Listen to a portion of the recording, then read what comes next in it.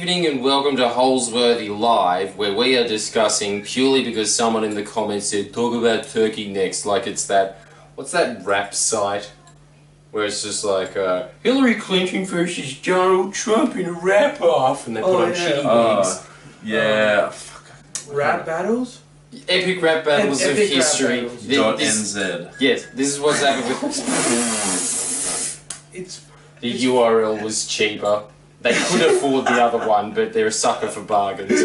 That's what we're doing now, apparently. We're just taking requests of you.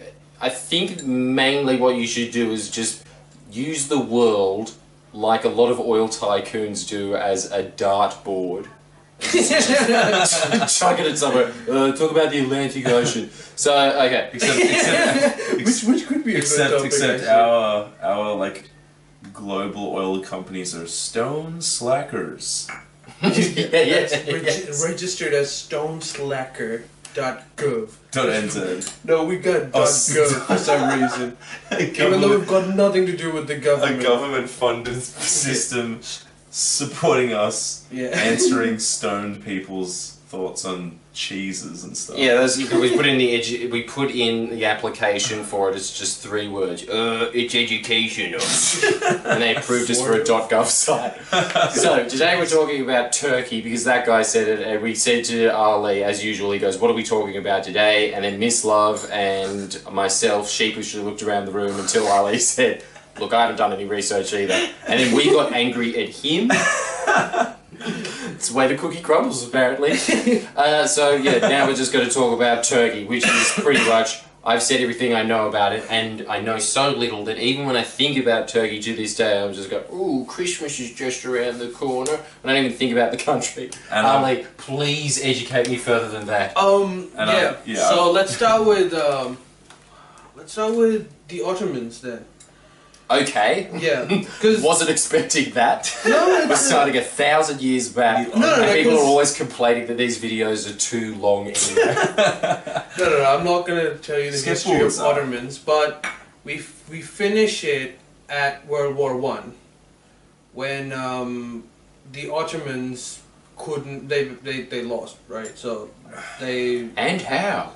Did they wear those like tiny red fezzes in war? Yeah, the Turkish hat. I don't think. And why do monkeys always have those hats? Is it for comical relief, or was one of their generals a little chimp? That would have been pretty cool, actually. But no, it's because like monkey's the only animal that can be trained to hold on a hat on its head.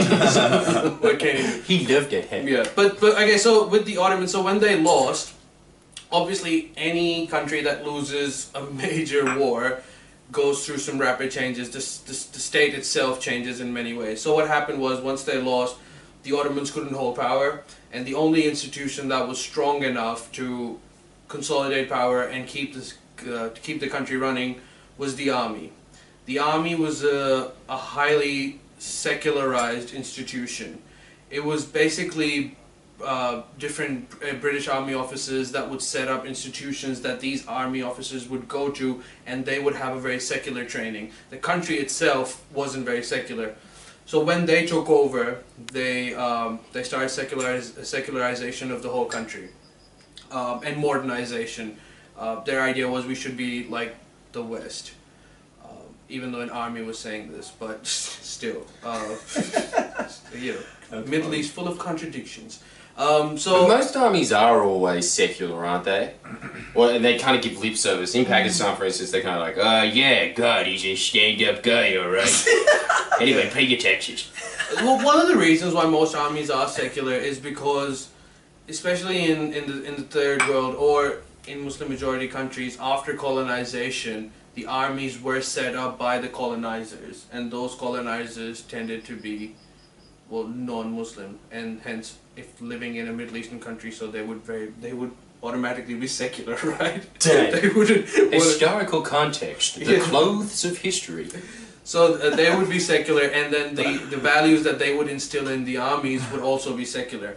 So they took over power and the army in Turkey after World War I and reshaped the country. But because the institution, the country didn't go through any organic process of becoming secular like Western Europe did, which was years of turmoil that eventually led to a organic consensus amongst the populace as well as to how to lead their, you know, politics. Turkey wasn't the case. It was basically forced upon them. And as long as they had that power, they would just continue to do so. In the 90s, and what would happen is like they would have these governments that would come over, and then the army would again take over. It's like a political struggle, and the liberal secular elite would support the army because they would represent their values, even though they would think that they're democratic, but that's clearly not.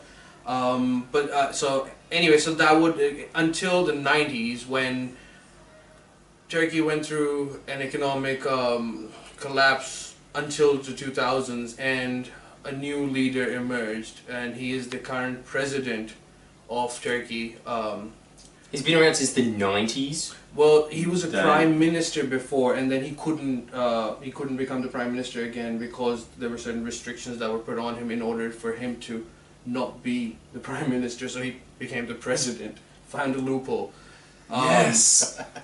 If I am like not wrong about that, I think that was the case. Is he the guy that built that massive mansion in the middle of Turkey when all you slum people get the fuck out, I'm making a 1,000-room palace for myself. No, you're not welcome to stay, fuck off. Yeah, so he does have like this massive palace that Jesus, full of kebab shops.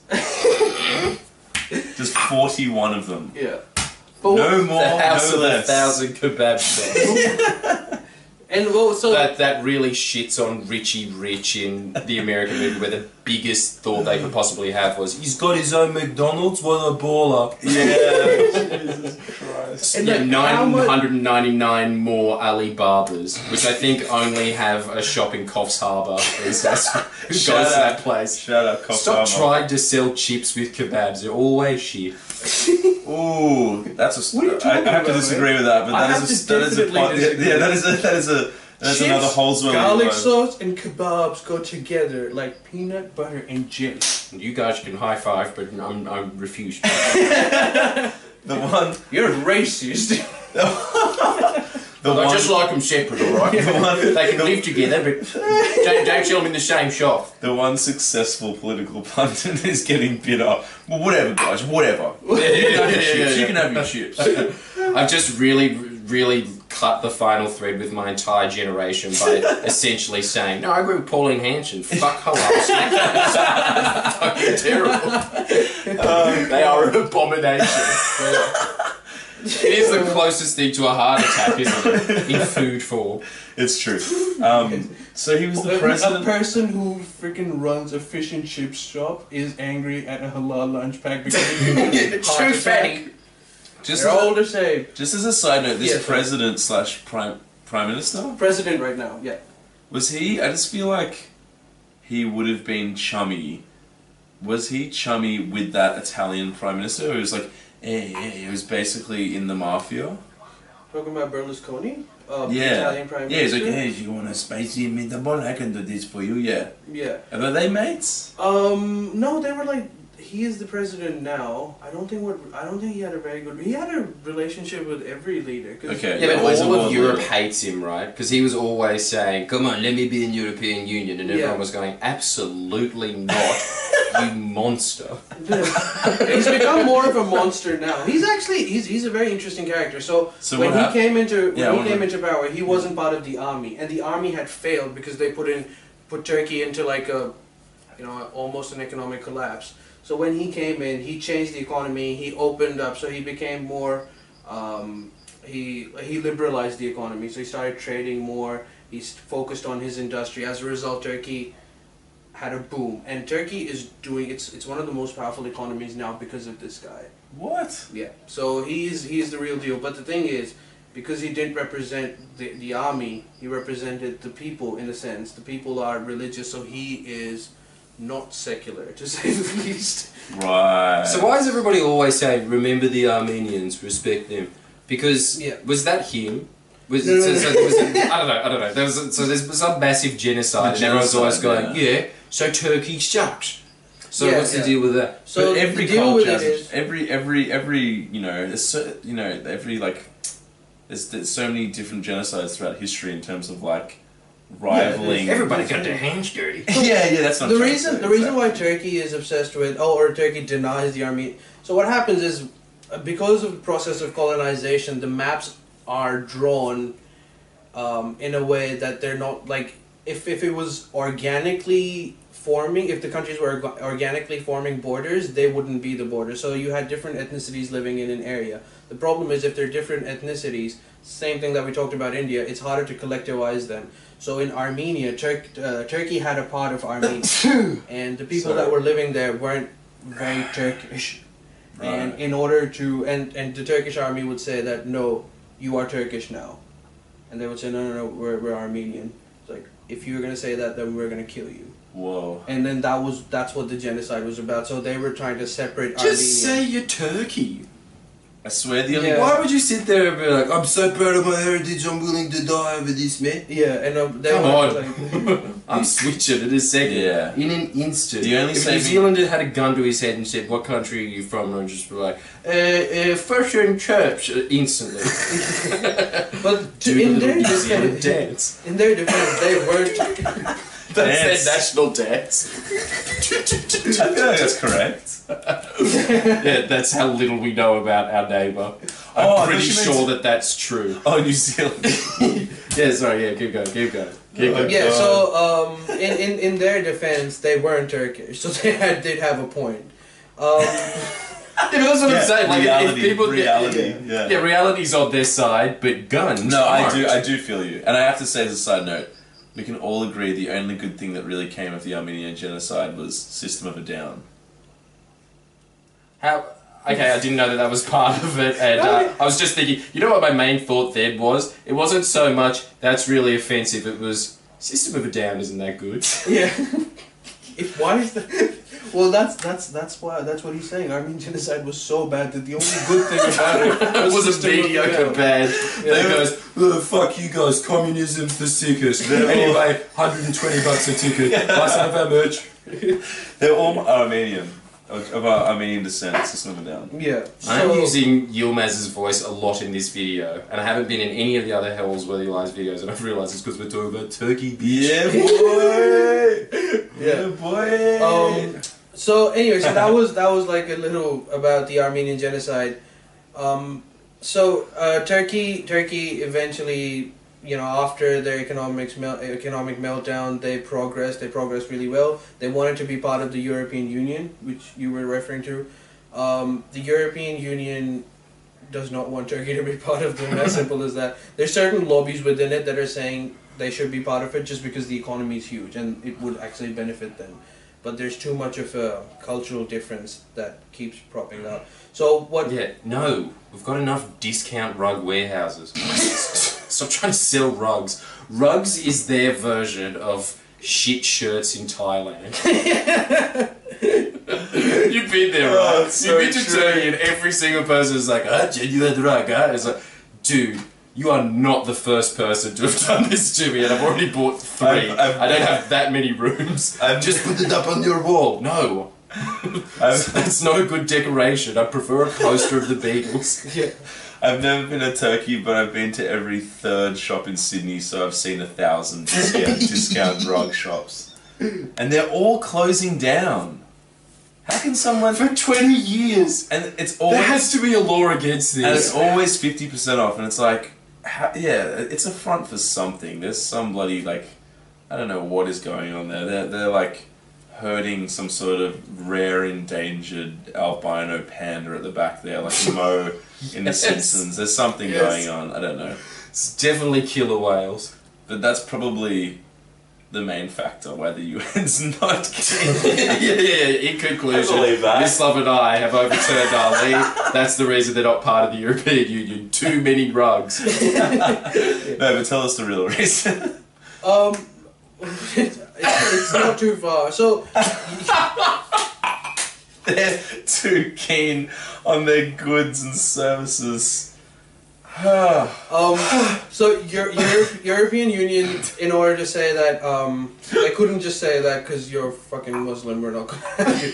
So they said that you need to change your economy, you need to make it more compatible with Europe, and you need to, like, you know, whatever, bring regulations that Europe has. And Turkey tried to do that, and they still said, no, it's not good enough. But Turkey said, joke's on you, because what you recommend is really helpful, because it did. So, like, oh, true. it helped our own economy, so Yeah, cheers right. for that, and fuck you for not having us. But so that's still in the limbo. The biggest reason why Turkey is in news is because of ISIS, right? So a lot of attacks. Is that okay? Well, if that's what you want to know about. Well, I've heard about that, but wasn't there reports? Well, I don't know how legitimate it was, but like there were factions of the government supporting and funding ISIS groups. Is there any legitimacy? Yeah. in that? Oh, there is legitimacy. So what happened was that Syria became a battleground for proxy wars between Turkey, Saudi Arabia, Iran, Russia. So what happened was Turkey was against the current regime in Syria, which is Assad, and he formed sort of a informal coalition with Saudi Arabia, even Israel, and what they did was they wanted to get rid of Assad, and they wanted to achieve that by any cost. Eventually, ISIS emerged, which was against Assad, which was also like a monstrous regime. It's a killer organization. And Turkey, obviously, what they initially did was they thought maybe we can sort of play around with them. We can make them do our dirty work, and when it comes to them, we'll just stomp them and kill them eventually. It didn't work that way. So what they did was Turkey allowed a safe passage for these Sunni extremists that were attacking the Assad regime, and they would like sort of come into Turkey, reorganize, and then attacks in Syria, which was something that Turkey was okay with informally. But what happened was eventually there was too much pressure, and then people, like most of the world, realized what ISIS is, and they told Turkey, this is not on, you need to stop this right away. Even Turkey realized that they're crazy, so they started killing them, but by the time it was too late, because they had already allowed this network of ISIS within Turkey, that now once they said that you can't do it and we're going to kill you, ISIS said, well, we now have two enemies. So that's what all the terrorist attacks are for. So they were essentially, you're saying ISIS essentially started by a proxy wars between Syria, like groups in Syria and groups like Turkey and ISIS Russia? wasn't started by them. ISIS was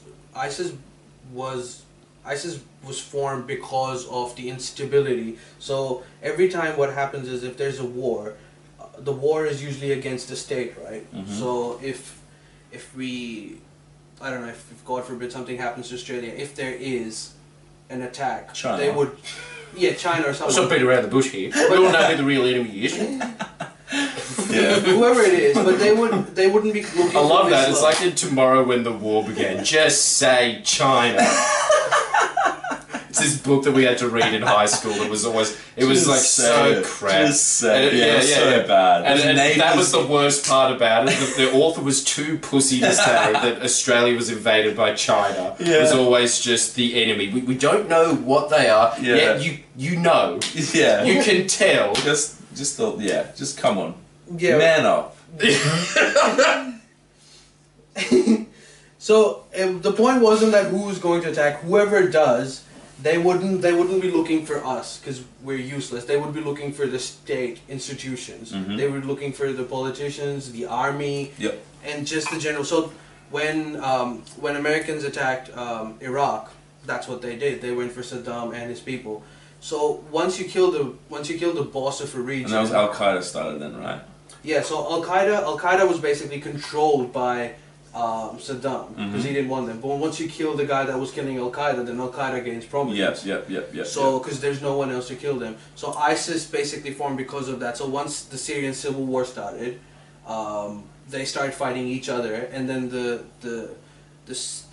capacity to maintain security decreased dramatically because everyone was just fighting each other. And that's when ISIS emerged. They just had a window. They're essentially they are Al Qaeda. So it was a form.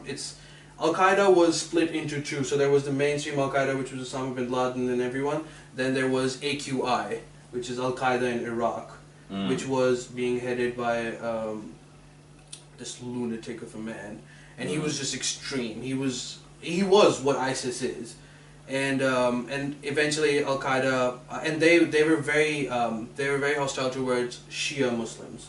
Yeah. Yeah, and because Iraq, where they started, has. Oh, that's right. Yeah. And so this was the Sunni one Shia. that I remember this, and it was Osama bin Laden that was sending letters to the head of the Iraqi Al Qaeda saying, "I think you misunderstand what we're trying to do here. We're trying to take down the American empire. That's a big enough of a target.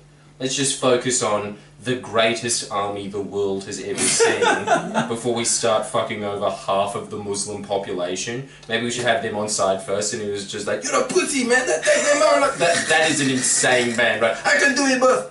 Yeah, that's actually precisely correct. It Are you was serious? Yes, this man was nuts. Fiction, reality stranger. well, he wasn't nuts. He was just doing what was relevant for his context. You're a pussy.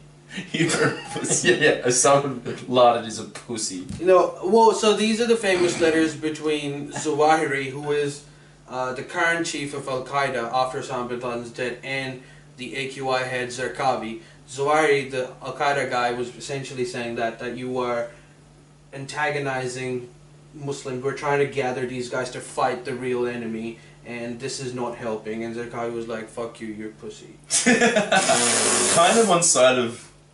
Well, no, neither. I can't pick a side there. I was going to pick No, but you have to admire the guy. the extreme guy, the fuck Yes. you're a pussy guy. Yeah, because he's like, dude, you don't, like, it doesn't matter to you. Like, I'm living in Iraq, and there's a lot of Shia people that are fucking. So Is that Shiite? Is it Shiite? Yeah, Shiite. Yeah. So what happened was when America attacked Iraq, they got rid of Saddam, who was a Sunni, and because they needed someone to work with, they eventually ended up working with the Shias. And Shias were persecuted by the Sunnis for a very long time, so the tables just turned. And then they started persecuting Sunnis, and as a result, AQI, Al-Qaeda in Iraq, was born, and their main agenda was to actually get back at the Shias and restrict them from gaining prominence of Iraq. And that's why he was killing Shias. And Zawahiri was saying that you shouldn't be doing it, but he was saying, man, like, this is my reality, I'm gonna fucking do this. It's actually, shout out, it's a very Chomsky-esque perspective of his sort of, if you smash up an area, you just simply spread the factions and give them more power to grow. If you smash an area through war, that's how terrorist organizations form. Yeah, it's almost like water, like if you smash it, it just spreads It goes out everywhere. And it makes sense. How good is Ali at being objective as well? He was discussing one of the most horrendous war criminals the world has ever known. This AQI guy who was going, but from his perspective, it was really relevant for him to start killing Shia Muslims. I'm not like I'm not No, it's supporting all of these guys are bastards. Right? Yeah, I know, but it's just amazing that you're able to be so objective about it. But it's just my initial instinct every time is just like, who's the cunt? Let's just rag on that guy hips. Yeah, That's true. That's true. Yeah. It's a good way to be. Yeah, the context of, it's pretty amazing to think of that leader, and like you said, like, fuck you, this is my reality. It's like, well, at least he's being honest with himself, I guess. How many of you at home can say that you're as realistic about your circumstances? I want you to think about that before you throw stones. I don't even That's know right, what that's we're right. fucking talking about. We just moved from like Turkey to Syria. Okay, yeah. Sorry. Let's go back. It's late at night. Okay, you want to go back? No. I was gonna say you should. I want Ali. You can wind it up, but you can. I think go back to like what you were talking about in terms of. So you were talking about Turkey's relationship to Syria, but modern day. But it was more like modern day Turkey. Like modern day. So they didn't like the Assad regime. So that's why they allowed the insurgency to happen to get rid of Assad. And the people that were getting rid of Assad were ISIS that nobody really liked, and that's why they started having these terrorist attacks. That they started attacking ISIS, and after establishing a network within Turkey. And the other thing that the other people that they're being attacked by are the Kurdish, which is very similar to the Armenian thing. So the Kurds are the Kurds are an ethnic minority within Turkey. They're also in Iraq, and they're also in Syria. Do they identify as being Turkish? No, that's the thing. They don't identify as being Turkish. Dang. And because after Iraq became really unstable, the Kurdish minority, which was always being persecuted by Saddam Hussein, all of a sudden had more power. So not only did ISIS and AQI gain prominence, so did the Kurdish, because there was no one else to beat them. So they formed like a semi-autonomous area called Kurdistan, and as a result, the Kurdish people that were living in Turkey said that maybe we can also do the same thing, and Turkey was like, hey, Saddam might be gone, bitch, I'm right here. So they started like pounding on them, the Kurds, and then the Kurds also started carrying out terrorist attacks within Turkey. So there's like two separate insurgencies that are happening within Turkey. So whenever a bomb happens, whenever like there's a bomb blast or there's some sort of attack, the first thing that people think of, oh, is this ISIS or is this the PKK? Which, by the way, Chomsky is a huge fan of the PKK. What? I'm not kidding. Who are the PKK? Yeah, they're great. Kurdish. They're Kurdish? Yeah, they're Kurdish. Do they just want, like, better housing prices? Well, they have, they're secular. What's their demands? Their demands are we want our own state. That was it. They just have the same problem that we have in Sydney. That it's hard for them to get a house. So that's all they want. Wait, why on earth how could Chomsky can... I think we all know what we're inciting here, folks. Do it. And yeah, let's start this here. Bad, you going... No, I shouldn't say anything. Yeah, what we did is just as a quick side note, what we just did then is extremely illegal, but... The eyebrows? How can Chomsky condone it? Chomsky really... He confused it with PK, the chewing gum. No. He's a huge fan of PK. And also thinks it also stands for parakeet. I just think it's indeed coincidence. No, please.